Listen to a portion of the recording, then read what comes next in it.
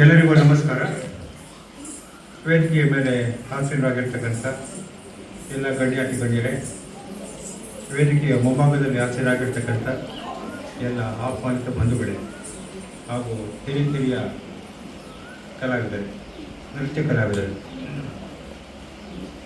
ನನ್ನನ್ನು ಪರಿಚಯ ಮಾಡಿಕೊಡುವಾಗ ವಿಜ್ಞಾನಕ್ಕೆ ಸಂಬಂಧಪಟ್ಟಂತೆ ಒಬ್ಬ ವಿದ್ಯಾರ್ಥಿಯಾಗಿದ್ದೇನೆ, ಅದರ ಕೈಂಕರ್ಯ ಪರನಾಗಿದ್ದೇನೆ, ಅದರಲ್ಲಿ ಸ್ವಲ್ಪ ಮಟ್ಟಿಗೆ ಕೆಲಸಗಳನ್ನು ಮಾಡಿದ್ದೇನೆ, ಇತ್ಯಾದಿ ನನ್ನನ್ನು ವರ್ಣನೆ ಮಾಡಿಕೊಂಡು ನನ್ನ ಪರಿಚಯವನ್ನು ಮಾಡಿಕೊಟ್ಟರು ಶ್ರೀಯುತರು. ನಿಜ, ವಿಜ್ಞಾನವನ್ನು ಅಭ್ಯಾಸ ಮಾಡೋದ್ರಿಂದ ನಮಗೇನು ಬರುತ್ತೆ ಅಂತ ಹೇಳಿದ್ರೆ, ಒಂದು ವಿಧೇಯಕ ಬರುತ್ತೆ, ವಿನಯ ಬರುತ್ತೆ, ವಿನಯವಂತಿಕೆ ಬರುತ್ತೆ, ವಿವೇಚನೆ ಬರುತ್ತೆ. ಜ್ಞಾನ, ವಿವೇಕಯುತವಾದ ಜ್ಞಾನ ಅಂತ ನಾವು ಅದನ್ನು ಅರ್ಥ ಮಾಡಿದ್ರೆ, ಆ ವಿವೇಕ ಎಲ್ಲಿಂದ ಬರುತ್ತೆ ಅನ್ನೋದು. ವಿದ್ಯಾ ದದಾತಿ ವಿನಯಂ ಅಂತ ಹೇಳ್ತಾರೆ. ವಿದ್ಯೆ ಕಲಿಯೋದರಿಂದ ವಿನಯವನ್ನು ಉಂಟು ಮಾಡಿಕೊಳ್ಬೇಕು, ವಿನಯದಿಂದ ವಿವೇಕ ಬರುತ್ತೆ, ವಿವೇಕದಿಂದ ವಿವೇಚನೆ ಬರುತ್ತೆ. ನಮ್ಮಲ್ಲಿ ಇಂಗ್ಲೀಷಲ್ಲಿ ಹೇಳ್ತಾರೆ ಡಿಸಿಷನ್ ಅಂತ ಹೇಳ್ತಾರೆ, ಡಿಸ್ಕ್ರಿಷನ್ ಅಂತ ಹೇಳ್ತಾರೆ. ಒಂದು ನಿರ್ಧಾರ, ಒಂದು ವಿವೇಚನೆ. ಈ ವಿವೇಚನೆ, ನಿರ್ಧಾರ ಇವುಗಳನ್ನೆಲ್ಲ ನಾವು ಒಟ್ಟುಗೂಡಿಸಿದರು ಅಂತ ಹೇಳಿದ್ರೆ ನಮ್ಮ ಜೀವನದಲ್ಲಿ ನಮ್ಮ ಜೀವನವನ್ನು ಹೇಗೆ ಅದರ ಸಾರ್ಥಕ್ಯವನ್ನು ಕಂಡುಕೊಳ್ಳಬೇಕು ಅಂತಕ್ಕಂಥ ವಿಚಾರ ನಮಗೆ ಗೊತ್ತಾಗುತ್ತೆ. ಯಾವುದೇ ಕೆಲಸ ಆಗಲಿ, ಬರವಣಿಗೆ ಕೆಲಸ ಆಗಲಿ, ಓದುವ ಕೆಲಸ ಆಗಲಿ, ನೃತ್ಯ ಆಗಲಿ, ಸಂಗೀತ ಆಗಲಿ, ಅಥವಾ ಇನ್ಯಾವುದೇ ಯಕ್ಷಗಾನ, ತಾಳಮದ್ದಲೆ ಏನೇ ಆಗಲಿ, ಅಥವಾ ಒಂದು ಮ್ಯಾಜಿಕ್ ಆಗಲಿ, ಏನೇ ಆಗಲಿ, ನಮಗೆ ಈ ವಿದ್ಯೆ ಏನನ್ನು ಹೇಳ್ಕೊಡುತ್ತೆ ಅಂತ ಹೇಳಿದ್ರೆ, ಒಂದು ಶುದ್ಧತೆ, ಒಂದು ಬದ್ಧತೆ, ಇನ್ನೊಂದು ನಿಷ್ಕೃಷ್ಟತೆ ಮತ್ತು ನಿಖರತೆ. ಈ 4 ವಿಚಾರಗಳನ್ನು ನಮಗೆ ಈ ವಿಜ್ಞಾನ ಹೇಳ್ಕೊಡುತ್ತೆ ಅಥವಾ ವಿದ್ಯೆ ಹೇಳ್ಕೊಡುತ್ತೆ. ಈ ವಿವೇಕಯುತವಾದ ವಿದ್ಯೆ ಅಥವಾ ವಿಜ್ಞಾನವನ್ನು ನಾವು ಅಭ್ಯಾಸ ಮಾಡೋದ್ರಿಂದ ನಮ್ಮ ಚಿಂತನಶೀಲತೆ ಮತ್ತು ಆಲೋಚನಾ ಪದ್ಧತಿಯನ್ನು ನಾವು ಹೆಚ್ಚು ಮಾಡಿಕೊಳ್ಬೋದು. ನಾನು ಸಾಮಾನ್ಯವಾಗಿ ಎಲ್ಲಿ ಹೋದರೂ ಒಂದು ವಿಚಾರವನ್ನು ಹೇಳ್ತಾ ಇರ್ತೇನೆ. ಮನುಷ್ಯನಿಗೂ ಪ್ರಾಣಿಗಳಿಗೂ ಇರುವಂಥ 3 ಉಭಯ ಸಾಮಾನ್ಯ ಪ್ರವೃತ್ತಿಗಳು ಅಂತ ಹೇಳಿದ್ರೆ, ಮನುಷ್ಯನಿಗೆ ಹಸಿವಿರುತ್ತೆ, ಪ್ರಾಣಿಗಳಿಗೂ ಹಸಿವಿರುತ್ತೆ. ಮನುಷ್ಯನಿಗೆ ನಿದ್ರೆ ಇರುತ್ತೆ, ಪ್ರಾಣಿಗಳಿಗೂ ನಿದ್ರೆ ಇರುತ್ತೆ. ಮನುಷ್ಯನಿಗೆ ಮೈಥುನ ಕ್ರಿಯೆ ಇರುತ್ತೆ, ಪ್ರಾಣಿಗಳಿಗೂ ಮೈಥುನ ಕ್ರಿಯೆ ಇರುತ್ತೆ. ಆದರೆ ಪ್ರಾಣಿಗಳಿಗೆ ಇಲ್ಲದೇ ಇರುವಂಥ ಒಂದು ವಿಶೇಷ ಪ್ರವೃತ್ತಿ ಏನಪ್ಪ ಅಂತ ಹೇಳಿದ್ರೆ, ಅದು ಮನುಷ್ಯನಿಗೆ ಮಾತ್ರ ಇದೆ. ಅದೇನಪ್ಪ ಅಂತ ಹೇಳಿದ್ರೆ power of reasoning and power of thinking ಅಂತ ಹೇಳ್ತಾರೆ.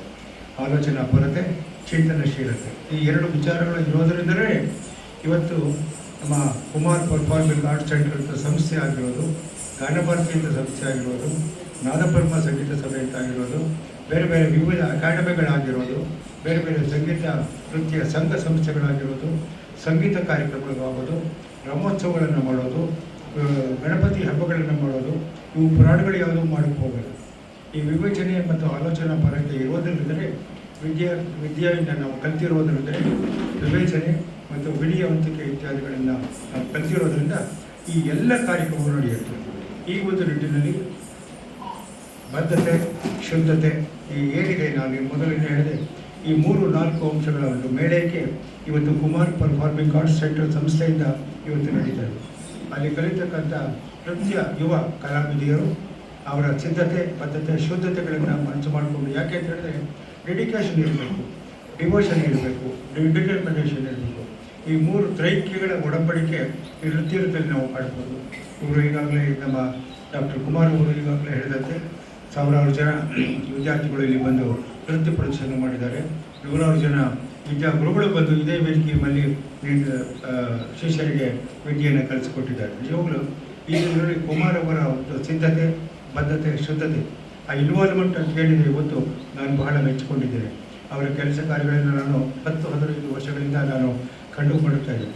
75 ಸಂವತ್ಸರಗಳನ್ನ ಅಥವಾ ಮಾಡ್ಕೊಂಡು ಬಂದು 75 ಕಾರ್ಯಕ್ರಮಗಳನ್ನ ಮಾಡಿಕೊಂಡು ಇಂಥದ್ದೊಂದು ಕಾರ್ಯಕ್ರಮ ಮಾಡೋದು ಸುಲಭ ಕೆಲಸ ಅಲ್ಲ. ಏನು ಡೈಮಂಡ್ ಜಂಪ್ ಏನು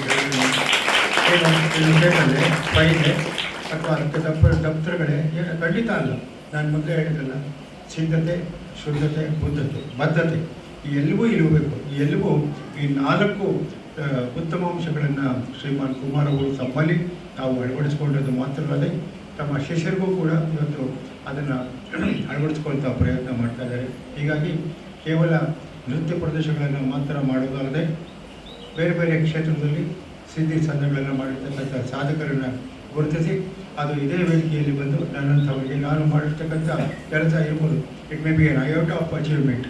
ನಾನು ಬೆಳಗ್ಗೆ ಯಾಕೋ ಹೇಳ್ತಿದ್ದೆ, ಈ ಬ್ರಹ್ಮಪುಷಾಚಿಂತೆ ಯಾರೋ ಹೇಳ್ತಾರಂತೆ, ಅದು ನನಗೆ ಗೊತ್ತಿರಲಿಲ್ಲ. ಏನು ಬ್ರಹ್ಮಪುಷಾಚಿ ಅಂದರೆ ಏನು ಅಂತ ಕೇಳಿದ್ರೆ, ಅದು ಭೂಮಿಯಿಂದ ಹಿಡಿದು ಆಕಾಶದವರೆಗೆ ತನ್ನ ಆಕೃತಿಯನ್ನು ತನ್ನ ಆಕಾರವನ್ನು ತೋರಿಸ್ಕೊಳ್ತಿತ್ತು.